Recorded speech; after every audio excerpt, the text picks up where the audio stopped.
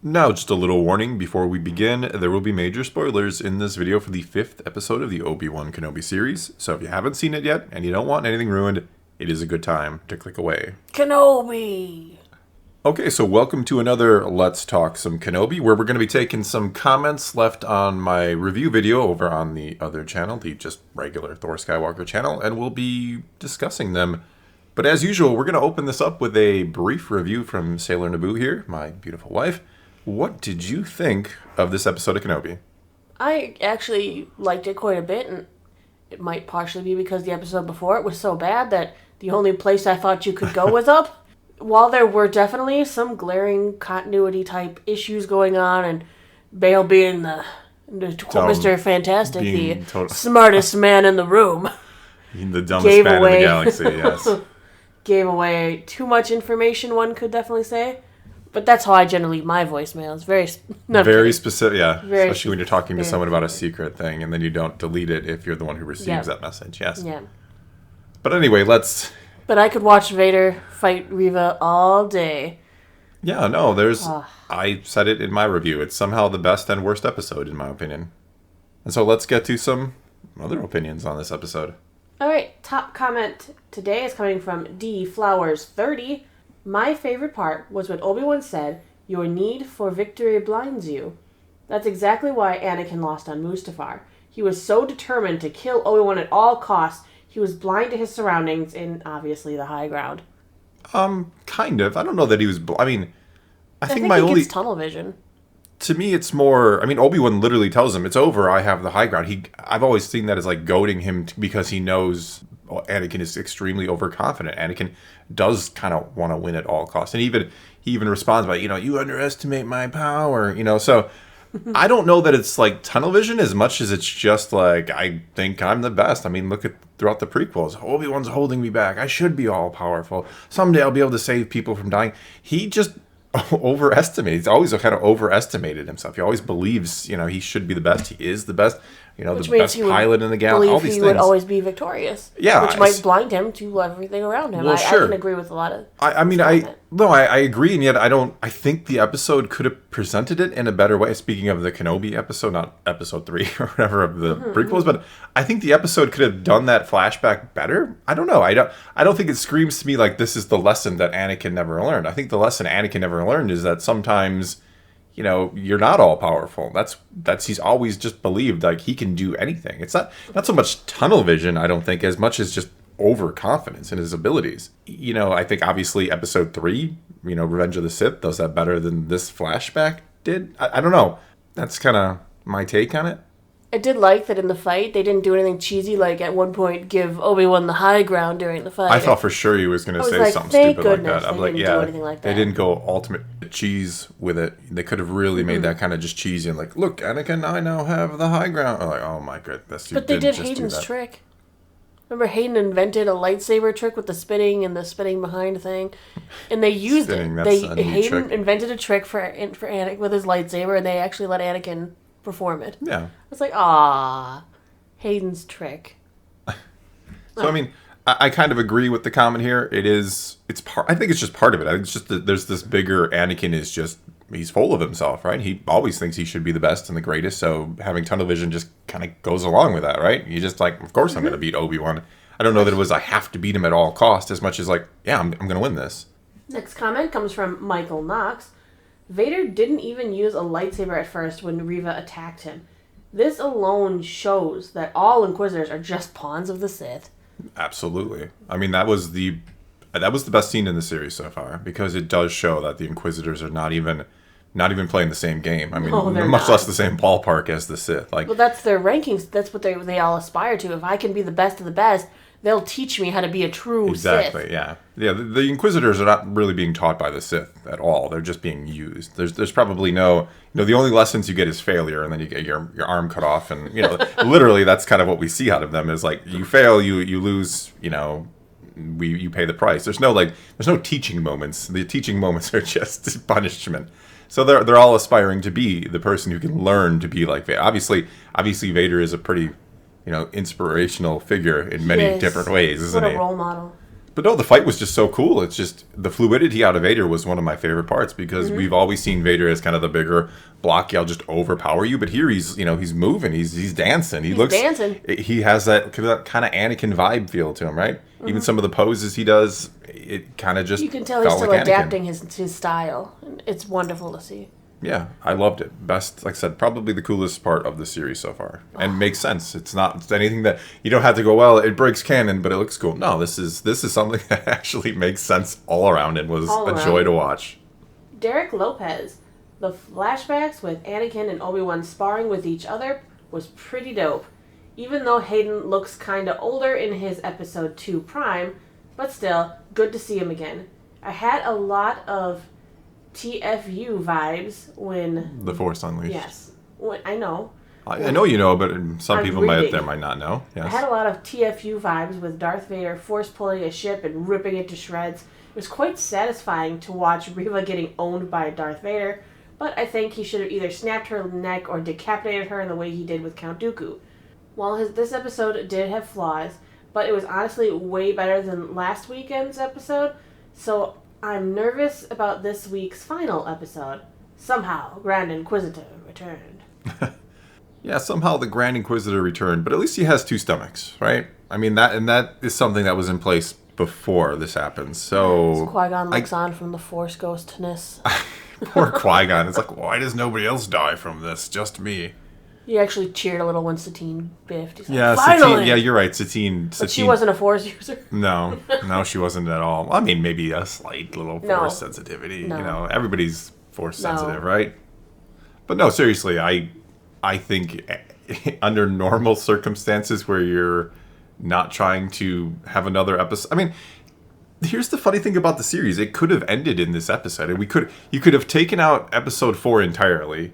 And you could have basically ended the whole series right here if you'd built up maybe Reva a little bit better in the previous episodes. This really feels like a movie with, an extra chunk in the middle, which is episode 4, and now with a tacked on ending, I'm going to assume, where we're going to go with the Tatooine and we're going to, a good ending would have been Luke. Vader destroying his failed Inquisitor. Yeah, it would have been her and Obi-Wan fighting Vader at the end could have been the perfect ending here, I thought.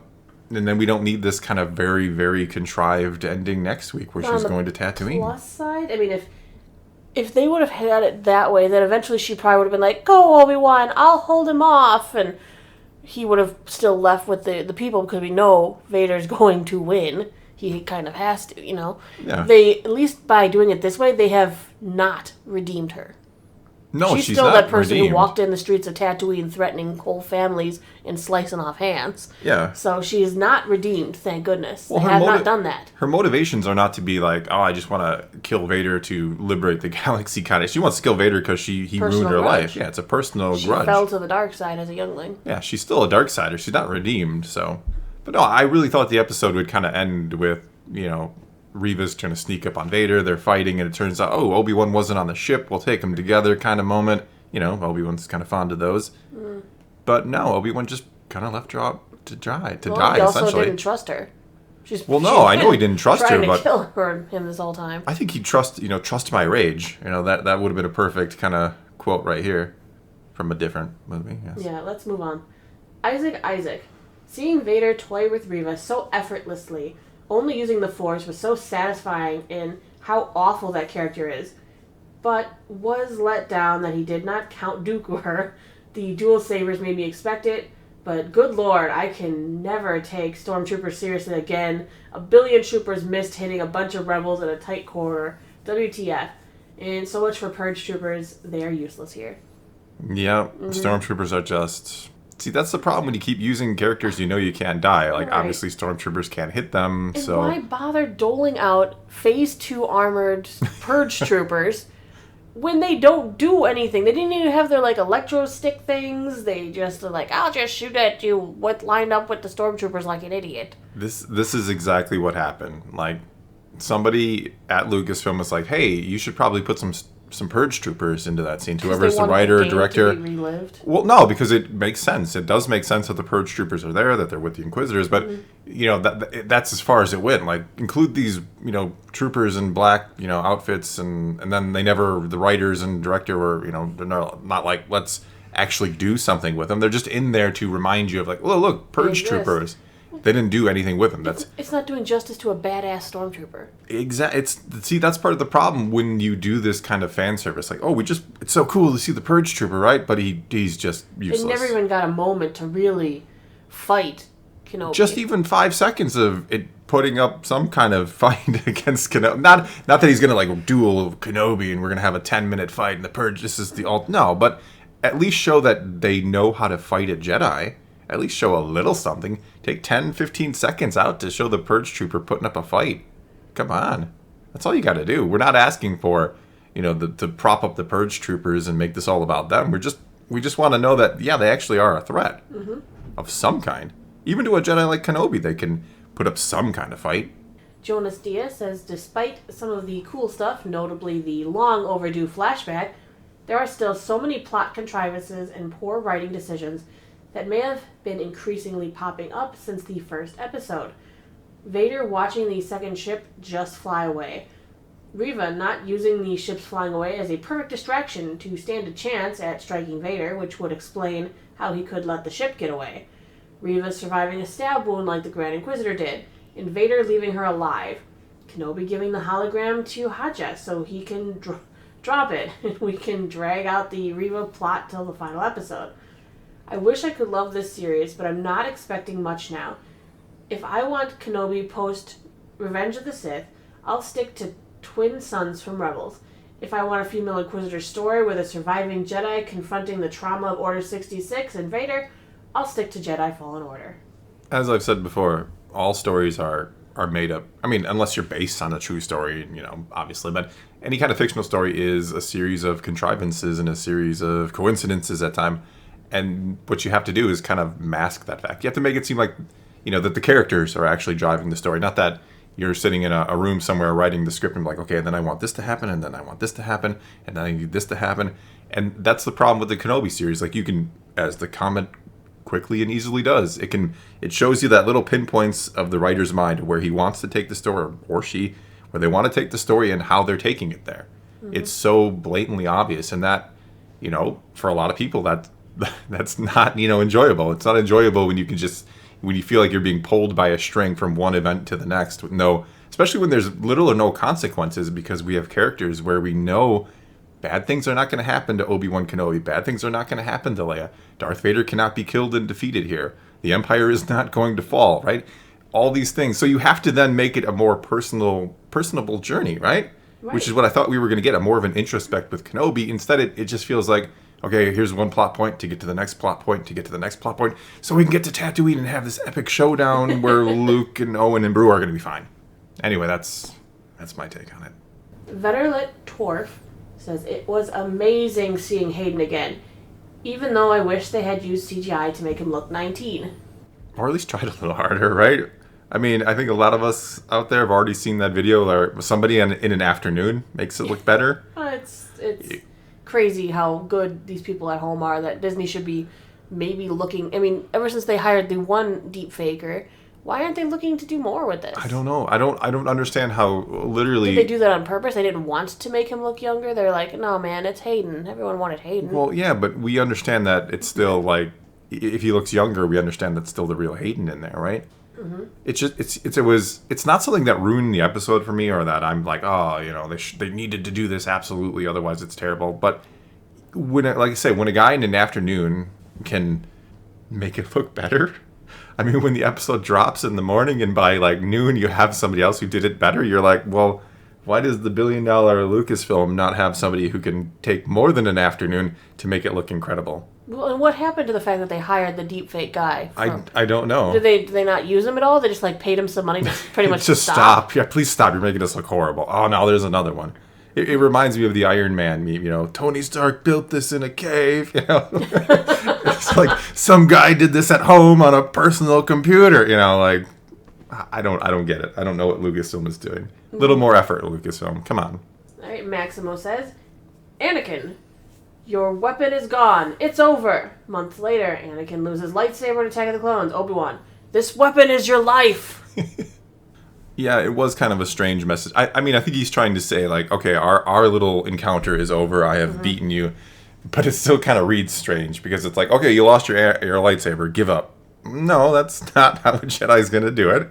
Because believe it or not, whether it's their life or not, they might lose their saber at times. Overconfidence talking again. Yes, I get. You don't have a weapon. There's literally no way you can beat me. I'm so good. I mean, I get the point of the comment certainly because it just seems to conflict greatly with what Kenobi will say a little later. But I think the point of this is like, okay, Anakin, our little practice duel is over. You lost your weapon. Let's either start again or move on with our day. Not keep fighting me. That's the tunnel vision thing again, where he just couldn't let it go. He just wanted to win at all cost. Bryant Vargas, I get that Reva is probably sticking around potentially even past the last episode, but Darth Vader not straight up beheading her like Dooku seemed way too merciful for someone who just helped Obi-Wan get away. It also makes no sense how they used Reva since Vader easily could have ended things on Mapuzo, and they haven't really made it seem like Vader purposely let him get away. I'm also bored of the villain becoming, or secretly being, good trope in Star Wars. This series is deeply flawed fan service, can't repair the glaring plot holes and inconsistencies. Maybe I have boring tastes, but I would have been happy with a series where it's a character study of Obi-Wan, mostly learning from Qui-Gon, maybe even fighting some Inquisitors or some other threat without facing Vader directly. Overall, I enjoyed this episode, but the series hasn't justified its existence, and I'm not sure it will. But you hit it on the head at the end. It hasn't justified its existence, I don't think. Not that it isn't enjoyable. I know there's a difference between something being enjoyable and something having meaning, right? And that I think that's the problem here. There's no real deep meaning for Kenobi yet, at least. There's nothing that like, oh, now that I've seen this, I totally understand the character better. And you can be like, well, we see how he gets over his trauma, but the episode or the series itself introduces the fact that he is traumatized from all that and then cures it. It's not something that, not that it isn't implied he's going to have a rough time on Tatooine, but it in itself has not like given us this profound moment in the life of Obi-Wan Kenobi that we needed to see, that really feels like, okay, now his story is complete. Mm-hmm. And I actually don't think it seems like more merciful for Vader to not to let her suffer than to decapitate her. It's inconsistent with the guy we've always seen making sure, he kills somebody. And it just feels like... Now he's in this mode, like, I want people to suffer, so leaving her with a stab to die, he thinks is being more cruel, maybe? I guess, but... But they could have at least waited around to make sure she was finished, or taken her back and continued to torture her if they felt so inclined, and maybe figure out why she knew where Kenobi was, or press her for more details that they think she could have. Yeah, but she probably... See, the problem is she probably doesn't have any more information, so she is useless. So letting her live is just... They didn't... They probably didn't think they were letting her live. I mean, I guess... She doesn't have two stomachs. I mean, I guess the Grand Inquisitor, who she left for dead in the same way, might be like, yes, let's do this. This is good vengeance for me. I guess. But Vader not just duking her. Vader was left for dead. He should understand that doesn't always mean you're dead. Exactly. Like, they both have been left for dead. So it's like, they know she's going to live through this, right? Mm-hmm. And I mean, the other question is, how does she get off the planet after this? This is not seeming to be, like, the most populated... I guess Vader brought his own ship down and possibly, with the Grand Inquisitor, so I guess maybe they left her They'll ship. just leave her ship behind. Or she'll find some ship left in the... Yeah, I know. That won't even be explained, more than likely, unless for some reason... At least she's in a place that has ships. It's not like when they did Rise of Skywalker and... we need a... That one, yeah. I'm assuming when the TIE fighter on the Death Star that doesn't have hyperdrive that Kylo Ren uses... Yeah, that one. Oh, that was a prototype, right? And they just he happened to find a prototype with a hyperdrive, so... He retrofitted it. Yeah, I'm good at building don't worry, things. He bypassed the compressor. No, I bypassed the compressor. The villain becoming or being secretly good trope, she's not good. She's not good. A horrible we said that person. Before. She's still evil. She's still evil.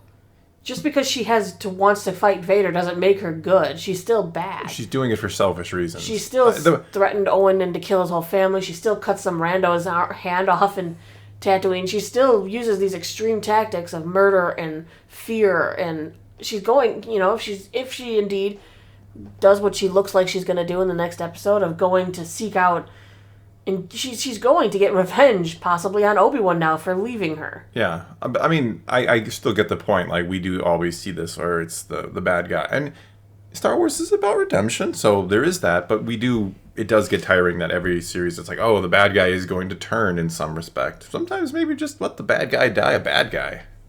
Bingo. Alright, Acolyte says, I'm actually fine with the Grand Inquisitor surviving the stomach stab. His species has 2 stomachs, and with his Force abilities, I think it's an acceptable justification. However, Reva is presumably human. Unless she has a modded stomach, I don't think she should survive.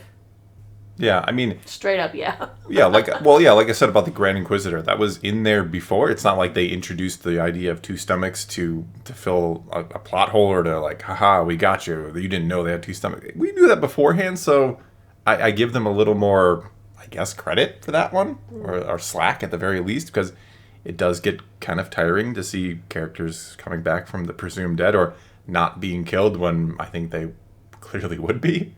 Which is the Reva thing. I think Vader Dooku's her, to put it bluntly. We have Life After Phasma. A couple questions about Bail Organa's message. First, how did he know that the Empire was involved in Leia's kidnapping and not random criminals? I think I might just be forgetting, but where in the story did Kenobi tell him that? I thought they hadn't talked at all since part 1. Second, he straight up knows who Vader is, not to mention he's alive, but apparently he never told Kenobi that? LOL. Makes sense for Bail Organa to have this knowledge because he is a senator, but it's just funny to me that he never thought to mention it to Kenobi all those years. Yes, this is... I didn't even think about this one at first, but I mean, that the last part of that really is confusing. As for the first part, quickly, I think in episode 2 he does contact Bail to let him know that Leia is okay. Mm-hmm. At which point he would probably say the Empire is involved. Because originally Bail's like, don't tell anybody. I think it's random thugs. We don't want to draw attention from the Senate and all of that because they don't want to draw attention to Leia. So I think that can be explained. But the second part of that, especially when, he comes to Tatooine and he's talking about the importance of Leia and all of these things, he's not like, oh, by the way, you do know Anakin is still alive, right? He could still be hunting them. That is a pretty big detail. I can understand him not telling him that before then. Just because of the fact that they were trying to keep no communication, because he didn't want to, be tracked or figure out. I can understand that him not contacting, Kenobi at all until something huge happened. I don't know. I think you immediately let Obi-Wan know. The minute he figures out that Anakin is still alive. He doesn't want him to be drawn away from his duty of protecting Luke. Well, sure, but he doesn't have to go there personally. I'm saying the minute Bail Organa figures out that Anakin is still alive, and presumably he would know, he would have been told, we don't actually see it on screen, but he would have been told that he's become Darth Vader. I'm sure off-screen Yoda and Obi-Wan and Bail had some sort of conversation and, gave him the lowdown of what happened with Anakin and all of that. So he knows the name Darth Vader, and being in the Imperial Senate and being, in the know and probably underground rebellion and all these things, he has almost certainly heard the name Darth Vader and knows Anakin is alive. And the minute he figures that out, it's like, ooh, the children are in more danger than I even realized. I should probably somehow get a secret message to Obi-Wan letting him know that Anakin lives. Now, that is a problem, is that we don't know how much Bail knows or what he is releasing as information or not. Yeah, I mean, we could assume he didn't know the name Darth Vader, if you really want to. It just seems odd that, we know, again, those 3 are together, Yoda, Obi-Wan, and Bail, and probably had some pretty good conversations about the kids and what to do and honestly, what happened with Anakin. Could just run on the assumption that Bail does not know that Anakin is Vader. You could, but now he does know in this episode. That's the problem, right? This episode confirms he knows that he is alive, and Obi-Wan wouldn't have been able to tell him that because Obi-Wan sends the message that Leia is alright before he learns that Reva knows, which means he knows Anakin is alive. So he does know that Darth Vader and Anakin, one and the same and alive. Big time plot hole kind of thing right there, right? To go along with him just leaving the dumbest message in the history of the galactic anything. Alright, our last comment, and I'm sorry if I pronounced this wrong. Leaky Fange says, I loved this episode, and this just makes me really wish we got an Obi-Wan movie. Obi-Wan deserves a bigger budget and a tighter, well-refined script to take everything up a notch. I'd love to see some of these new environments on a grander scale also. Agreed entirely. There were times when I was watching it and I looked and I was like, oh yeah, they're on the volume. I could tell. You could. Oh yeah, They didn't use it as well as The Mandalorian. I think that's become a hobby of yours. You'll like reach over, like, hey, that looks like the volume, doesn't it? Like, yes, thank you for pointing that out to me. Well, it just feels like they didn't know how to use it the same way that Favreau and Filoni do. Like they just aren't experts. Like you can look at it sometimes and you go, I can tell that's the volume that you're not on set right now. Yeah. I mean, I still love the volume. I still think it probably, it saves them a ton of money and it allows them to do a smaller scale series that still looks pretty dang good, right?